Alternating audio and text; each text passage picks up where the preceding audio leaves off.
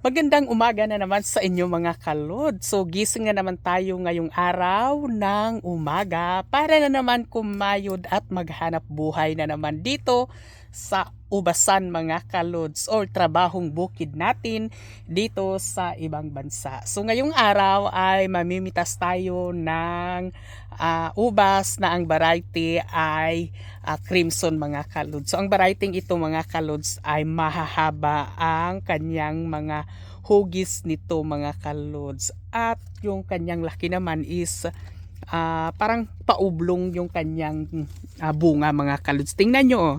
So may magkaiba po yung crimson na pabilog at itong crimson na pahaba. So same lang sila ng pangalan pero yung hugis lang nila ay magkaiba. At tingnan nyo naman ito mga kalods, no? Yung mga bunga ng ubas dito. So napakatamis talaga ng ubas na ito, lalo na full color na yung kanyang kulay mga kalods o ang kanyang bunga, no? O tingnan nyo, o tikman natin, no? So sobrang tamis na nito mga kalods na prutas na ito or ng bunga na ito ng ubas mga kalods. At napaka-crunchy niya.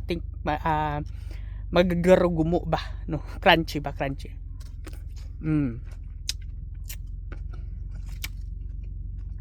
Sobrang tamis niya talaga mga kalods. So yung itong ubas na ito mga kalods is table grapes ang tawag sa ubas na ito, yung kinakain talaga. At mayroon ding wine grapes na tinatawag din na ibang variety din mga kalods. Yun talaga yung ginagawang wine na ubas. At ito naman ay hindi siya nakakalasing mga kalods itong ubas na ito. Kahit ubusin yung kain ito mga kalods. Kaso lang napakatamis lang talaga mga kalods. At tataas talaga yung sugar nyo. At syempre ipapakita natin kung gaano karami ang bunga ng ubas dito mga kalods. No? Kuna natin ang video naman para hindi siya EI ba. At ito na mga kalods, no, yung bunga ng mga ubas. So ang gaganda ng mga bunga niya mga kalods. Sigurado talagang kapag namimitas ka nito ay marami kang magagawang box nito mga kalods. Lalo na ganito yung bunga mga kalods ng ubas, no? Ang gaganda at ang lilinis na ng mga bunga niya. So hindi mo na kailangan masyadong linisin ito mga kalods.